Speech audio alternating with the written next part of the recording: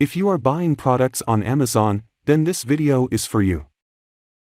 With this free tool, you can track the products on Amazon, be it Amazon USA or Amazon Canada or Amazon Australia or Amazon Europe or Amazon India. The tool will help you see the product prices over a period of time.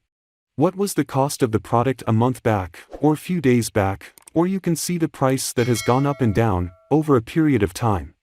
To view these Amazon product price changes, we need to install a tool in our Chrome browser, so let's go to Chrome Web Store.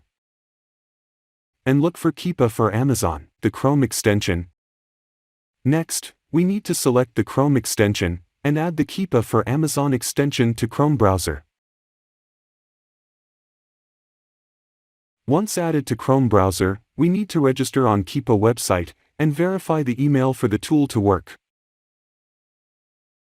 On the Amazon site, you can see, as we scroll down we have this section, I call it the Keepa section. We can see all the price range, the price over a period of time, on what day or month the prices are.